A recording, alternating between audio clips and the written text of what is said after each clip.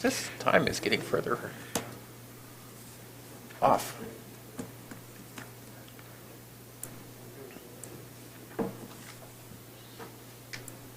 Already?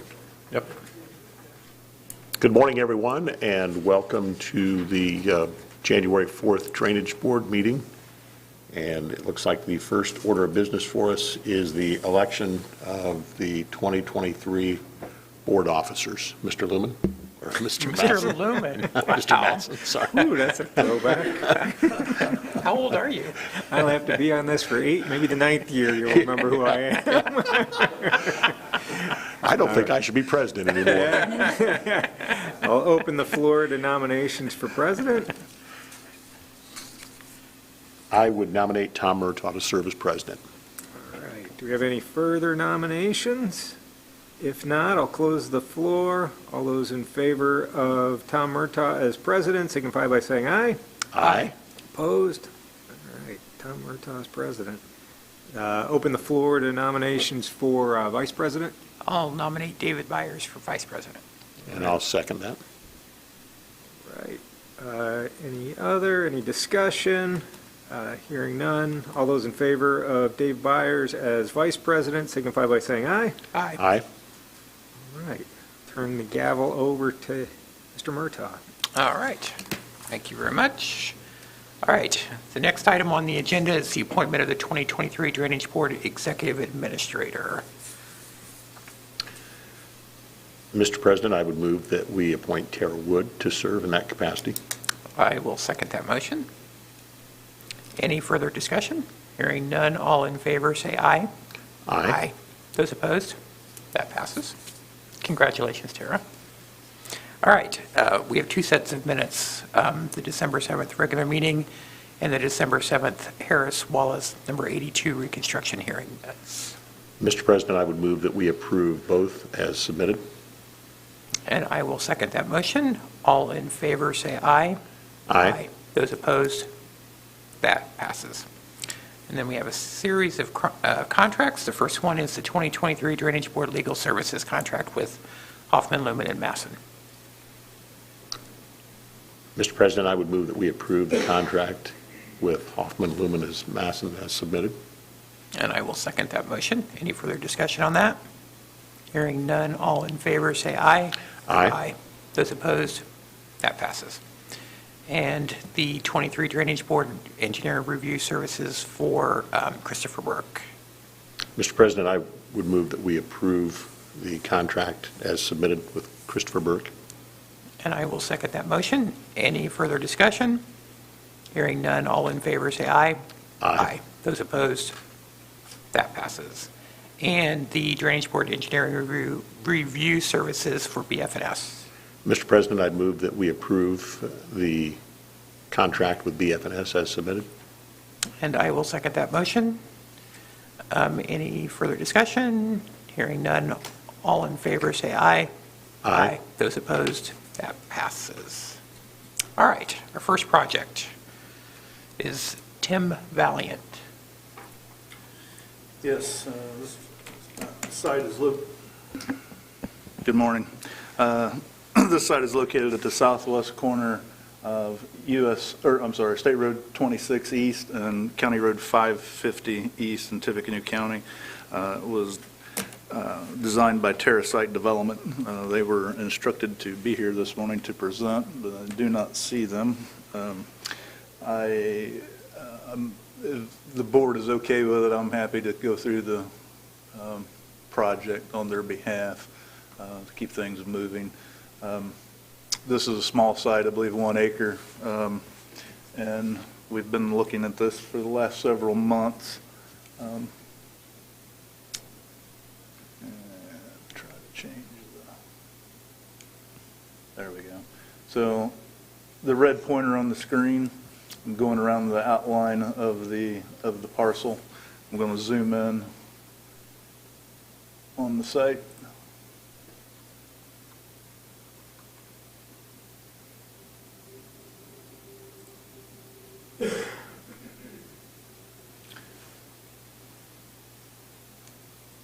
We can see the site a little better now.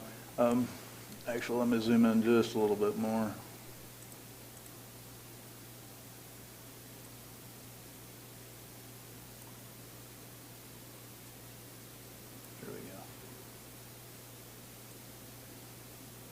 So on the site itself, they're proposing a building and parking and a detention basin. The building is going to set on the southern portion of the lot, the detention basin roughly in the center, and then an outlet pipe over to a structure, which is their outlet for the site. We have reviewed the site. It is in compliance with the stormwater drainage ordinance. I would recommend approval as stated on the December 21st, 2022 review memo.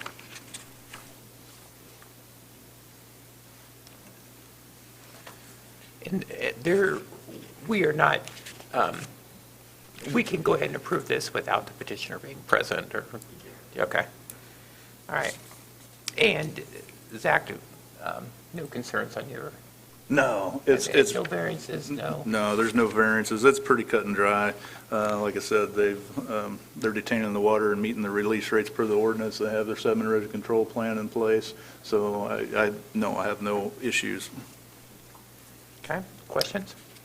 Mr. President, I would move for conditional approval of the Valiant Commercial Project as outlined in the Burke memo dated December 21st, 2022.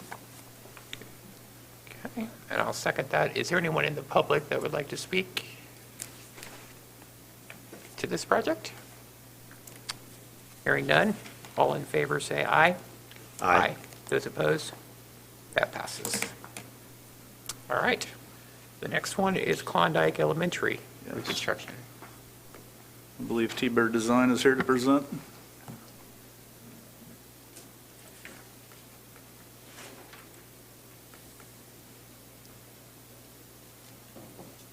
Happy New Year. That's a nice zoom in, too. That is a nice zoom in. Yes, Happy New Year. And I am old, so I brought hard copies to show everyone. I know there's a great screen up here, but hard copy never fails me. Good morning, I'm Pat Jarbo, T-Bird Design. I'm here with Nick DiGiacomo, also from T-Bird, presenting Tippecanoe School Corporation Klondike Elementary School reconstruction. First, I do want to thank a lot of people here because Mike Spencer, Zach Beasley, Dave Eichelberger, we've been working on this for 3 or 4 years. They've been great sounding boards for us and continue to entertain us in our questions and got us to where we are today. It's a very complicated project. The original project, which I show a little bit on the poster there, started with the middle school construction, which is currently underway. If you drive up and down 231, the entrance off 231 is in. It looks great. NDOT's been actually fantastic to work with. The new lanes are in. It drives very well. That brings us into the elementary project. This project is also in the Indian Creek watershed. There has different release rates, which this project and the project with the middle school meet with this new construction. The stormwater situation on the elementary school to the east has been a challenge in the past. We've got a solution that helps it makes a circumstance so that we've got below ground detention out there instead of water which stands in the playground continuously. Also, there's a lot of properties to the east and north were affected by that standing water, and we believe we have a good solution for that. And the emergency routing, which has been a significant issue back there, we have a solution which greatly improves what it is today in the proposed construction. So. We have Burke's memo, December 20th, with conditional approval. We've got one criterion here to readdress the inlets based on the 100-year storm with 50% clogged. We do send the 100-year storm through the storm system, so we will address that technically and get that back to Burke. But with that, we are requesting, based on this conditional approval, the board's approval today on the project. And let me follow up too. This is a multi-phase project. The students are going to remain in the building as far as we know now. So things will go on for the next 3+ years. So we will keep up to date on things, how it goes. The contractor is part of the design team in this case, which makes it very beneficial for us that we can use the engineer and the contractor to make sure that we have things straight as far as stormwater management, safety-wise, and making sure everybody's understands the stormwater system throughout the construction over the next few years. And if there's updates, of course, we'll be here to present and keep everybody in the loop. So with that, I'll see if there's any questions or anything we can answer today. So on your map in front of us here, what do the black lines represent? Different watersheds? Thank you, yeah. So with the elementary school, this is basically the site in pink here. This is the current middle school construction going on. But each of these watersheds weave through either underneath the big culvert on Klondike Road, or there's a 15-inch line that takes off, I forgot to say, is being reconstructed as we speak, which a lot of this leads through, or up through there's a line along US 52 here. But each of these flow through and contribute to those outfalls in some case. So all this, which we would consider somewhat off-site, or these end up in our watershed, which we've managed in this project. So yeah, there's a lot going on out here. It's been fun. That's why I say that thanks to everybody involved with it. There's been a lot. Yes. And you're literally utilizing every inch of space you possibly can as far as either storage or rooftop. I would say that's accurate statement. Yeah. We've got underground storage on the east of the building. We've got underground storage where there's some tension up there now. We just rebuilt that parking lot in 17 or maybe 18. It's now under a new building, and it's all going underground to the north. So it's full. Yeah. Huh. Okay, thank you. All right. Zach, anything to add? The only thing I have to add, and Pat, if you said this, I apologize, I missed it, but it is in the Indian Creek Drainage Impact Resolution watershed, and it does meet the restricted release rate, so I wanted to say that. Other than that, I would recommend approval as stated on the Burke December 20th, 2022 review memo. Okay. Is there anyone in the public that would like to address this project? Okay. Questions? No, sir. Mr. President, I would move for conditional approval for the TSC Klondike Elementary Reconstruction Project as outlined in the Burke memo dated December 20th, 2022. I will second that motion. Any further discussion? Hearing none, all in favor, say aye. Aye. Those opposed? That passes. All right, thank you. All right, the Morehouse Road reconstruction, Phase 1.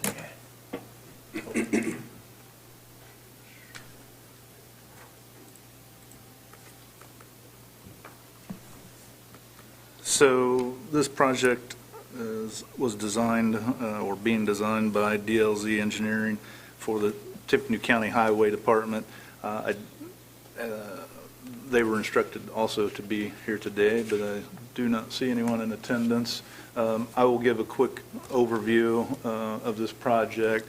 We have, myself and the County Highway Department and Christopher Burke Engineering have met with representatives of DLZ Engineering multiple times over the last few years. This project, I'm sure most of you probably are familiar with it, but in its entirety, actually, just a little bit, there we go. The full scope of this project, based on my understanding, is on Morehouse Road, the intersection of Morehouse and US 52, which is where it starts. And then ultimately, there'll be multiple phases, and it stops, generally speaking, at Hadley Lake, just short of Hadley Lake, and there'll be a detention basin in this area here, which is the top of the page where I'm pointing with the red dot. That will come later. To the phase we're looking at today on the screen, I'll zoom back in just a little bit more.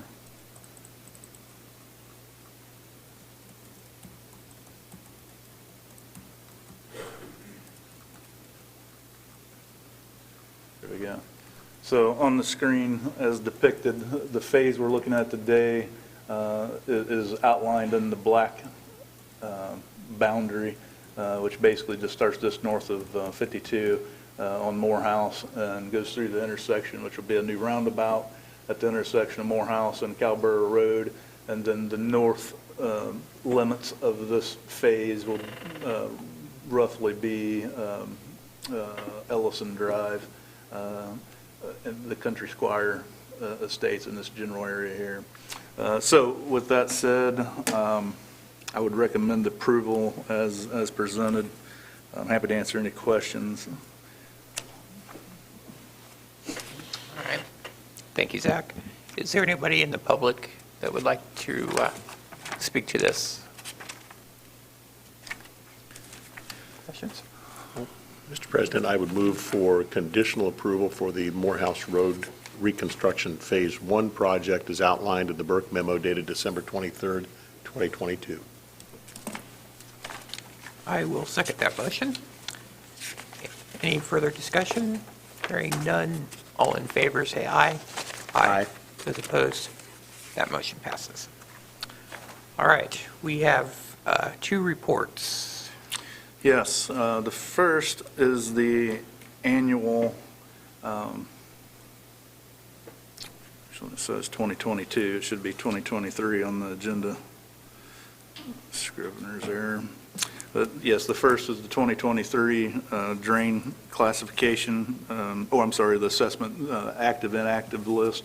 So every year, myself as the county surveyor is required to present to the Drainage Board the list of all the county regulated drains, and each one of those drains are required to be marked as active or inactive, and what that means is that the active status means that the maintenance rate will be active for this calendar year and will be billed out by the Treasurer's Office on the property tax statements for this year for the drain maintenance for those drains.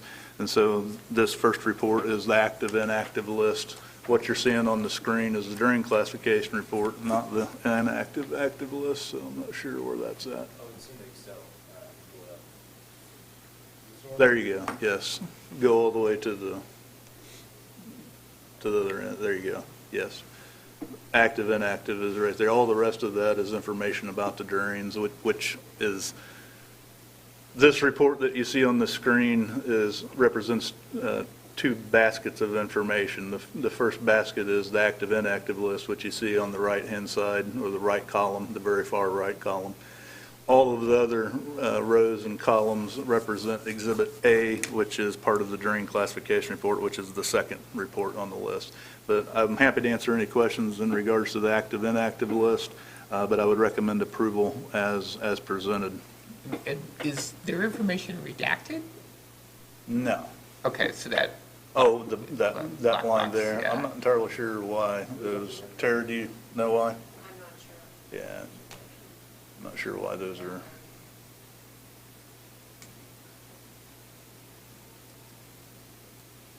Yeah. Oh, I know why.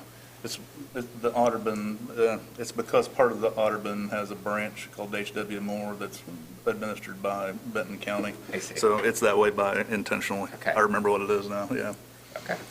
And then, so is this essentially one report? It's with 2 components, or is it 2 separate reports? It's 2 separate reports, Okay. yeah. Yeah, the active, it's 2 separate reports as far as the approval process. One report is embedded into the other for sake of administration and compiling the information. Okay. So we are approving the 2022 and 2023 classification report. No, Okay. just the 2023. The Okay. 2023, I mean, the 2022 that's on our agenda should be 2023. Okay. Yeah. And Okay. just so, also for clarity, I want to say that the active, inactive status comes from me going through and looking at the individual balances of each individual drain, county regulated drain maintenance fund.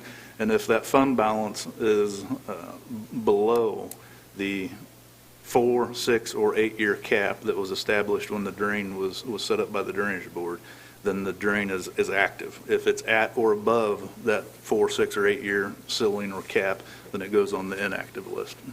So that's how that is derived. I don't pull those out of a hat. It's by state statute. Okay, questions on that? Mr. President, I would move that we approve the 2023 drain classification report as outlined. I will second that motion. Any further discussion on that? Wait, is that the classification report's next, isn't it? Yeah, the classification is report's the- second. I'm sorry, it's the... Assessment status list. Yes. I'll amend that to reflect the 2023 regulated drain assessment status list. And I will second that amendment. And any further discussion? Hearing none, all in favor, say aye. Aye. Those opposed? That passes. So then the second report is the 2023 regulated drain classification report. And the reason why there are two separate reports is because the report, or active inactive list that was just approved is required to be done every year. The drain classification report, which is this report, is by statute required on an as-needed basis. I have been doing it every year because we've been doing enough work that it necessitates updating every year. And by Indiana Code 36-9-27-34 in the Drainage Code, the drain classification report is required to list all the drains that are in need of reconstruction, hearings or rates established, and then urban drains, periodic maintenance, which is the exhibit that was just up there in the Excel spreadsheet, that's Exhibit A, insufficient funds for maintenance funds, then drains that are in need of maintenance reports and future hearings, drains 25% increase, which there's none at this moment, petitions for new regulated drains, there's none at this time, and then the existing drains referred to the surveyor for report is number 9, and then 10 is drains that should be vacated. And there's one which is a branch of part of the Julius Berlowitz. Happy to answer any questions in regards to that, but that's basically the outline by state statute.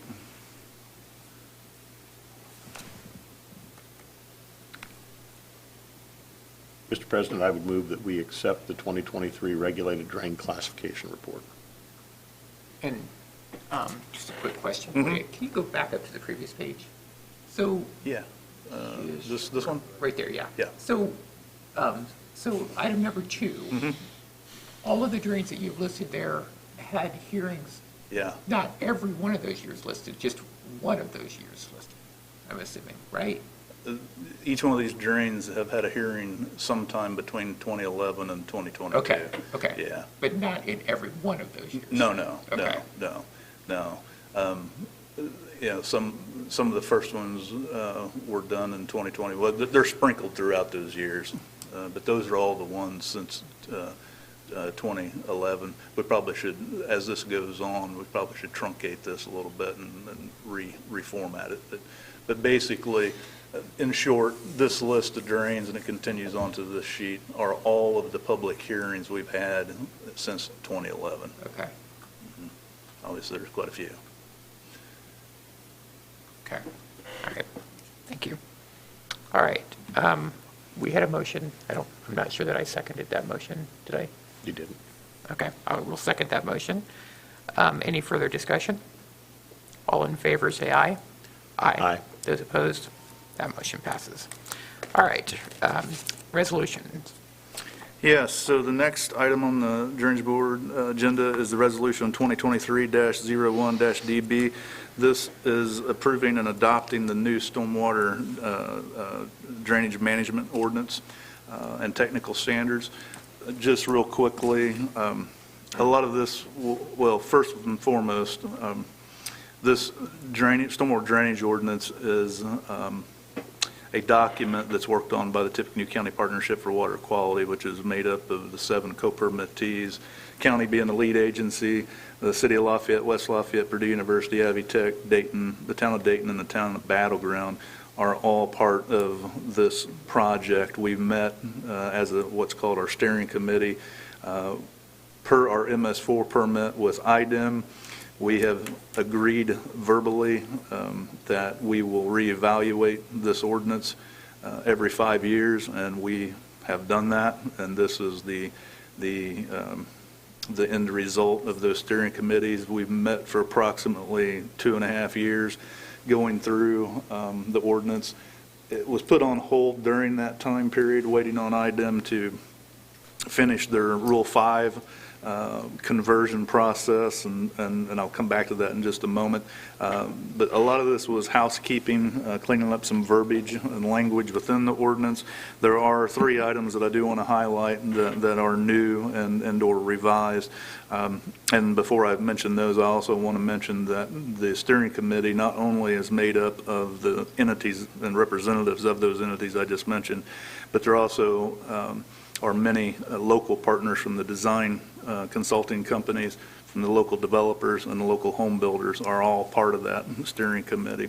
And representative of our local builders association was also part of that committee. So with that said, the 3 big items that are bullet point and noteworthy that are different or new in this new ordinance.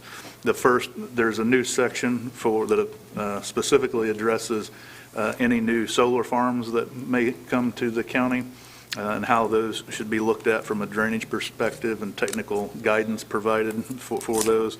The second item, which is new, is the fluvial erosion hazard area and language to address that. And without going into a great amount of detail, I will mention this real quickly. I'm sure the Drainage Board members and members of the public know that in this county, we and many other counties across the state and the nation, we have rules in place that look at and regulate the vertical elevation above or below the 100-year floodplain. But this fluvial erosion hazard area takes into consideration horizontally where a structure may be in relationship to a natural creek, river, stream. And so, and tries to make an effort to protect structures from being built in these high hazard fluvial erosion hazard areas, because we have situations in the county to where we've had structures built in close proximity to rivers and streams and creeks that may be 50 to 80 foot above the 100-year flood elevation, but are within the erosion hazard area and the cut banks of these streams, and they are in jeopardy of having the ground eroded out from underneath them and falling into the creek. And so, in short, that's what this language is put into the ordinance to try to protect against that. Then moving on, the third bullet point item has recently changed what used to be called the Rule 5 permit, which is sediment erosion control, into what's now called, I believe, the construction stormwater general permit. But it addresses sediment and erosion control on active construction sites, and all the language within the ordinance has been adjusted and revised to reflect that new language. Happy to answer any questions, but I would recommend approval as presented. All right. Thank you, Zach. Any? Just maybe a note on the process. So I'm recommending that you adopt this resolution, which basically does 2 things. It recommends the ordinance revision, and it adopts the technical standards manual. I think the adoption of ordinances is really going to be within the Board of Commissioners jurisdiction, but the technical standards and the expertise is all with the Drainage Board. So if you pass this resolution, then it should come before the commissioners for adoption of the ordinance. That requires 2 readings unless you suspend the rules. So if it followed that normal course, then it could go into place after, I think, the first meeting in February. So even though it's a resolution, it does take 2 No, readings? well, this is the resolution of the Drainage Board. When it gets to the commissioners, it'll be an ordinance. Okay, thank you. All right, questions? No, sir. Mr. President, I would move for adoption of Resolution 2023-01-DB, approving and recommending adoption of a stormwater management ordinance and technical standards. And I'll second that motion. Any further discussion? Hearing none, all in favor say aye. Aye. Those opposed? That passes. All right. Petitions. Very good. And then we have a petition on the Drain number 27, which is the Thomas Ellis County Regulated Drain. This is for Lexi Coop and James Spencer and Bogart Construction. This is for a home construction on State Road 28. We have reviewed this, and they're wanting to encroach upon the regulated drain easement with part of their septic system. And so we have reviewed that. It's minimal encroachment, and so I would recommend approval as presented. Okay, thank you. Mr. President, I'd move for approval of the petition to encroach number 27, Thomas Ellis Lexi Coop, as outlined. I'll second that motion. Any further discussion? All in favor, say aye. Aye. Those opposed? That passes. All right. Mr. President, I do have one update for the board.